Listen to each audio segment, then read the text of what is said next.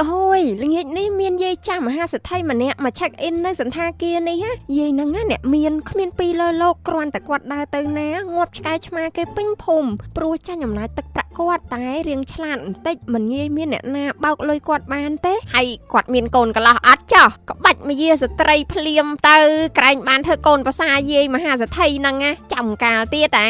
ងនេះអត់ស្គាល់យាយនឹងច្បាស់ទេយាយប៉ែហ្នឹងណាដូចរាយរាប់មកអញ្ចឹងគឺមិនងាយបោកបានទេតែគ្នាមានល្បិចបោកមួយណែអូមានភ្ញៀវមកហើយកុំតន់មាត់ឆាប់ប្រើល្បិចចាស់យើងភ្លាមទៅខ្ញុំសុំចេញថ្ងៃនេះឲ្យបងស្រីតែសុំ feedback ពិតមួយទៅចុះយប់មិញខ្មោចលងដេកគ្មានលក់មកថ្មិចទេលៀនដាតផងច្បាច់កផងអង្គុយពីលើផងបោចសក់ខ្ញុំផងចិត្តងាប់ចិត្តរស់ខ្ញុំស្រែកជំទាលរំពងសន្តាគារឲ្យគ្មានអ្នកណាជួយស្អីមិនតិចសោះចង់តែមិនបង់លុយឲ្យទេតែខ្លាចថោកណែបងស្រី 50000 រៀលមិនបាច់អាប់ទេមិនបាញ់អាប់ស្អីនៅខ្វះ 100000 ទៀតបើបងមិនគ្រប់មិនឲ្យចាញ់ទេណាហាក្រែងបន្ទប់មកយប់តែ 50000 តើមិនថាខ្វះ 100000 អីទៀតហើយអត់យល់ទេនេះនាងស្ដាប់ឲ្យច្បាស់ថ្លៃបន្ទប់វា 50000 មែនតែថ្លៃមីកំប៉ុងថ្លៃទូរទស្សន៍ថ្លៃអាំងហែលទឹកថ្លៃខ្មោចឡងទៀតសរុបទាំងអស់ណាវា 5-100000 យល់ទេតែខ្ញុំអត់បានស៊ីមីអត់បានមើលទូរទស្សន៍អត់បានហែលទឹកស្អីផងមិនក៏គិតលុយដែរដូចជាមិនសមសោះហើយយើងមិនខ្វល់នាងពិសាមីហែលទឹកឬអត់ទេអាហ្នឹងមកពីនាងមិនហូបមិនហែលខ្លួនឯងតារបស់អស់ហ្នឹងទោះមិនប្រើក៏គិតលុយដែរបើមិនបង់លុយគ្រប់ចំនួនទេប្រយ័ត្នល្បីក្នុង Facebook ទៅគ្រាន់តែប្រាប់ទេវ៉ៃ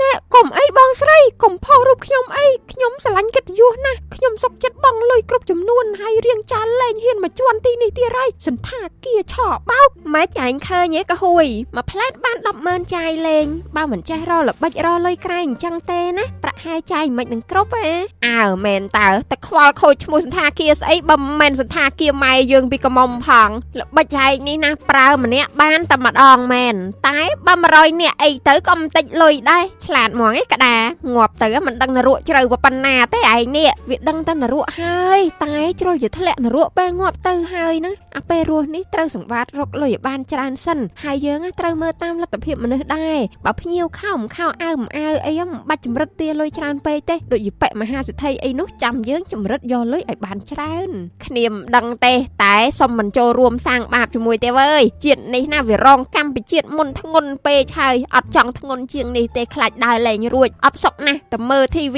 360របស់មិត្តហ្វូនវិញសប្បាយជាងព្រោះថា TV 360របស់មិត្តហ្វូនណាអាចទស្សនាការផ្សាយផ្ទាល់កម្មវិធីទូរទស្សន៍ក្នុងស្រុកជាច្រើនប៉ុស្តិ៍ខ្សែភាពយន្តល្បីៗជាច្រើនរឿងរួមជាមួយនឹងវីដេអូកម្សាន្តថ្មី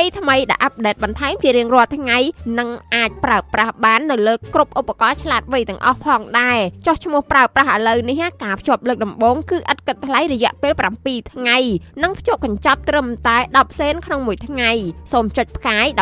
1555ផ្កាយ1ត្រង់ជ្រូកចុច link ខាងក្រោមនេះសម្រាប់ការទាញយកឥតគិតថ្លៃអូខ្ញុំសូមចេញឥឡូវនេះហើយពេលមានឱកាសខ្ញុំនឹងមកសម្រាននៅទីនេះទៀតណាចាអរគុណតែសូមលោកស្រីជួយបង់លុយឲ្យគ្រប់ផងនៅខ្វះ$550ទៀតសូមបង់ឲ្យគ្រប់ទៅមានសិទ្ធិចេញពីទីនេះបានចាហាខ្វះថ្លៃអីទៀតថ្លៃបន្ទប់ VIP មួយយប់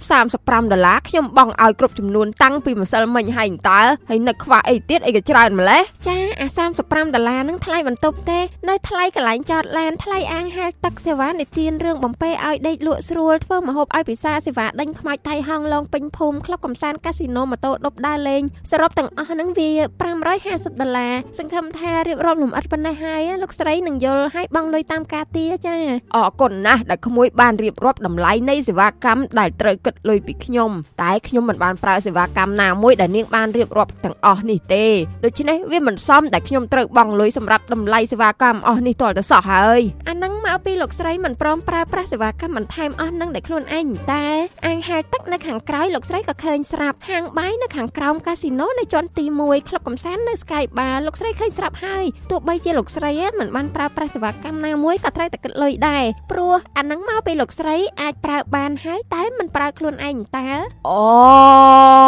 ខ្ញុំយល់ហើយខ្ញុំខុសខ្លួនឯងដែលសេវាកម្មល្អរបស់អស់នេះហើយនៅនឹងមុខខ្ញុំបែរជាមិនប្រើទៅវិញដោយសារតែមិនបានដឹងតែណាហើយខ្ញុំទទួលខុសហើយព្រមបង់លុយតាមការទាររបស់ក្មួយស្រីឯងទៅចុះតែខ្ញុំនឹងបង់លុយគ្រប់ចំនួនលុះត្រាតែក្មួយឯងបង់លុយឲ្យខ្ញុំគ្រប់ចំ ចំនួនដែរគឺ$999ហ៎ស្អីគេក្រែងលោកស្រីជាភ្ញៀវអីហើយមិនបានជាបទាលុយពីខ្ញុំទៅវិញខ្ញុំទៅជពាក់យាយឯងពីអង្កាំងគឺខ្ញុំមានសេវាកម្មកោសខ្យល់កោសម្ដង$999អញ្ចឹងបង់លុយថ្លៃសេវាកម្មរបស់ខ្ញុំភ្លាមមកបានខ្ញុំបង់លុយឲ្យសេវាកម្មរបស់នាងវិញណែលោកស្រីតែខ្ញុំមិនបានប្រើសេវាកម្មកោសខ្យល់ស្អីរបស់លោកស្រីទេសេវាកម្មកោសខ្យល់ខ្ញុំបើកបម្រើ24ម៉ោងតែមកពីនាងមិនប្រើដោយខ្លួនឯងតើនាងអាចប្រើសេវាកម្មខ្ញុំបានគ្រប់ពេលតែនាងមិនប្រើដោយខ្លួនឯងអញ្ចឹងខ្ញុំនៅតែគិតលុយធម្មតាទោះជានាងមិនបានជួលក៏ដោយណែលោកស្រីនេះលោកស្រីចង់យកល្បិចថោកទាបស្មោកគ្រករបស់ខ្ញុំមកប្រើលើខ្ញុំវិញដើម្បីឲ្យខ្ញុំញញមែន